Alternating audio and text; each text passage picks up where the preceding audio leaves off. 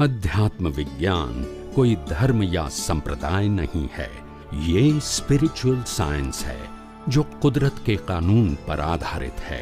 ये विज्ञान पूरे ब्रह्मांड के सभी रहस्यों को उजागर करता है और जीवन के सभी पहलुओं को समझने के लिए एक नई दृष्टि देता है। इसी को आर्ट ऑफ विजन कहते हैं, दुनिया को देखने की एक नई दृष्टि, जो अध्यात्म विज्ञानी परम पूज्य स्वामी श्री कमलेशानंद जी के निर्देशन में सनातन सत्य का अनुसंधान कर हमारे जीवन को प्रकाशित करे। जय सच्चिदानंद। कोई पण मनुष्य नवा कर्मो बांधे छे भावथी। शेनाथी बांधे छे? जेवो भाव तेवो भाव। जेनो भाव बगड्यो एनो भाव बगड्यो। शुं कीधुं? लाखों लोकोनी हिंसा करनार राम एज भवे मोक्षे गया, एज भवे ने लाखों लोकोनी हिंसा करनारो अर्जुन पण एज भवे मोक्षे गयो। जैन रामायण, जैन महाभारत। ओके, એટલે action is not connected with your cause, intention is connected with your cause at the time of action. You understand me? Yeah. What is your intention at the time of action? They create the new cause for the next birth. But if your intention is neutral in any action, either rag action or dvesh action, but your intention is neutral, no raga and no dvesha, you are not creating the cause. So the intention, they create the bhav, and as per the bhav, you create the new cause. સમજાયું? થોડું મારો આગલા જન્મની effect છે એ મારા ભાવ બી એના પર જ ક્રિએટ છે, રિલેશન છે. Default from my previous life. તો મારો ભાવ આઈ કેનોટ ચેન્જ ઇટ. જવાબ આપો હવે. હા બોલો. ઓકે.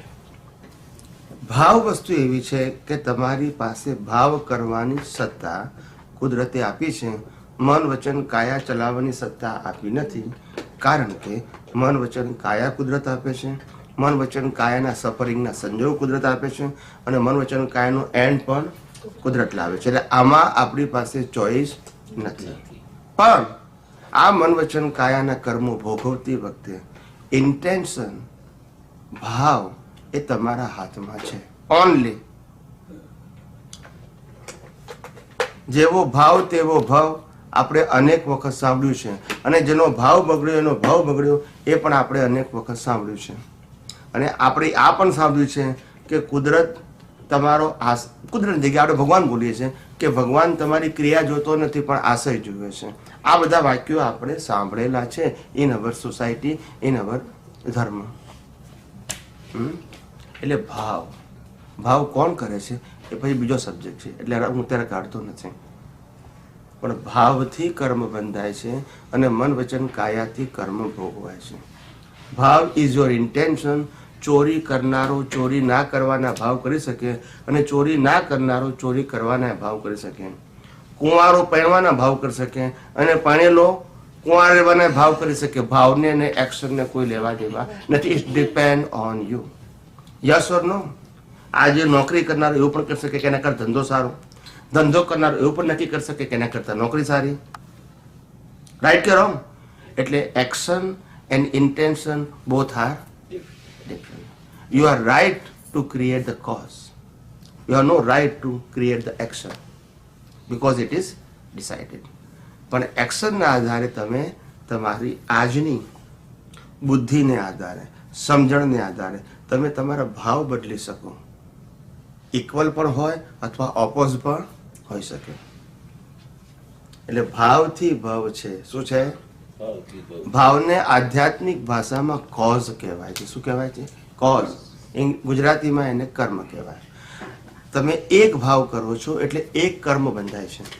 એવા આખી લાઈફના જે કોઝ છે એને કોઝલ બોડી કહેવાય. શું કહેવાય? Causal body. એ કોઝલ બોડીના આધારે nature will give you the effect body. Cause and effect, cause and effect and cycle of reverse. Yes. પણ ભાવ આપણા હાથમાં છે. ગમે તેવા સારા વિચાર આવે, ખરાબ આવે, સારી વાણી બોલાય, ખરાબ વાણી બોલાય, સારું વર્તન થાય, ખરાબ વર્તન થાય, આ ત્રણેય અવસ્થાની અંદર આપણે ભાવ શું કરવો એ તમારા અત્યારના જ્ઞાન ઉપર આધારિત છે. તમને આ સમયે જેવું જ્ઞાન છે એવા ભાવ થશે. સમજાય છે? બહારના કેવા સંજોગો છે એવું નહીં, જ્ઞાન શું છે, જેવું જ્ઞાન એવા ભાવ. એટલે ભાવને ને આજના લાઈવ જ્ઞાન સાથે સંબંધ છે, લાઈવ સંજોગો સાથે સંબંધ નથી. ચોરી કરનારો પણ ચોરી નાખવાનો ભાવ કરશે કારણ કે એનું જ્ઞાન છે માટે ભાવ કરે છે, અને ચોરી ના કરનારો ચોરી કરવાના ભાવ કરે છે એવું જ્ઞાન છે માટે ભાવ કરે છે. સંજોગો નથી બહાર. એનીવે, ટૂંકમાં ભાવ એ નવા બર્થને પ્રિપેર કરવાનું કારણ છે, અને ભાવથી કર્મ બંધાય છે. અને બંચ ઓફ કોઝ ને કોઝલ બોડી કહેવાય. અને કોઝલ બોડીને કોણ ડિસાઇડ કરે છે? Law of nature. અને એના આધારે આપણને રિબર્થ મળે છે. હ્યુમન, એનિમલ, નરગતિમાં, દેવલોકમાં, મનુષ્યમાં પણ લેડીઝનું, જેન્ટ્સનું, આ બધું કોણ નક્કી કરે છે? કુદરત. કયા આધારે? કર્મને આધારે. કર્મને આધારે કુદરતી કાનૂન પ્રમાણે તમને રિઝલ્ટ આપે છે. આની અંદર ધર્મ, ભગવાન, ગુરુ, રિચ્યુઅલ્સ વચ્ચે આવે જ કોઈ જગ્યાએ? મારી એક પણ બાબતમાં આ પેકેજ નહીં આવે. તો નવા કર્મો કેવી રીતે ના બંધાય? કે જેને કઈ રીતે બંધાય એમ કહી દીધું, બરાબર છે. હવે આપણો પ્રશ્ન છે કે ના કઈ રીતે બંધાય, એ પ્રશ્ન છે. બંધાય એનો જવાબ આપી દો, બરાબર છે. હવે ના કઈ રીતે બંધાય? હા, મુક્તિ. જન્મ મરણના ચક્કરમાંથી મુક્તિ જોઈતી હોય તો કર્મ ના બંધાય તો જ આવે, કર્મ બંધાય તો ભોગવવા જ પડશે. તો ના કઈ રીતે બંધાય? તો કે આ જગતનું યુનિવર્સલ ટ્રુથ જાણો, કરતાપણું ને માલિકીપણું. કરતાપણ અને માલિકીપણાથી કર્મ બંધાય છે, ક્રિયાથી કર્મ બંધાતા નથી. અને કરતાપણું, માલિકીપણું એ દ્રષ્ટિનો વિષય છે, એ અજ્ઞાનનો વિષય છે, એ ક્રિયાનો વિષય નથી. ને આ અજ્ઞાન કાઢવા માટે વિજ્ઞાન જોઈએ, જ્ઞાન નહીં જોઈએ.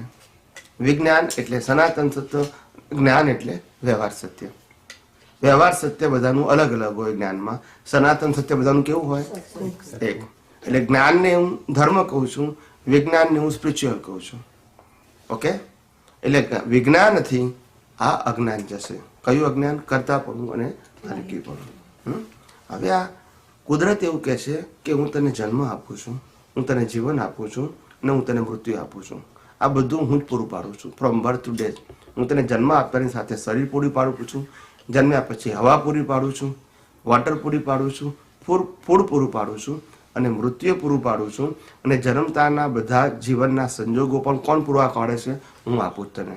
સફરિંગના, કયા? પાપ અને પુણ્યના. આ બધા જ હું આપું છું. તારી પાસે કોઈ ચોઈસ નથી. કાલે શું થવાનું છે, 1 કલાક પછી શું થવાનું છે, તને ખબર નથી, મને ખબર છે, કારણ કે મારા સંજોગો આપવાના તને ભોગવવાના. એટલે આપણી પાસે બાહ્ય લાઈફમાં કોઈ પ્રકારની ફ્રીડમ કુદરતે કોઈને આપેલી નથી, બરાબર છે. હવે જો આખું આ સૃષ્ટિ મને નથી આપી એમ લો ઓફ નેચર પ્રમાણે કોઈને આપી નથી. Principal for all, principal for all. Okay? હવે તો પછી આ પ્રિન્સિપલના આધારે આ દુનિયામાં કોઈ વ્યક્તિ સ્વતંત્ર કરતા છે ખરી? અથવા કોઈ વસ્તુનું સ્વતંત્ર માલિક છે ખરી? નથી. માલિક નથી અને કરતા નથી, છતાં મને માલિક અને કરતાપણું દેખાય છે, કારણ કે અજ્ઞાનતા છે. હવે જો મને આ વિજ્ઞાનથી માલિકીપણું ને કરતાપણું ના દેખાય આ દુનિયાની અંદર, મારું કે બીજા કોઈનું, તો કર્મ બંધાય? તો રાજ્યસ થાય?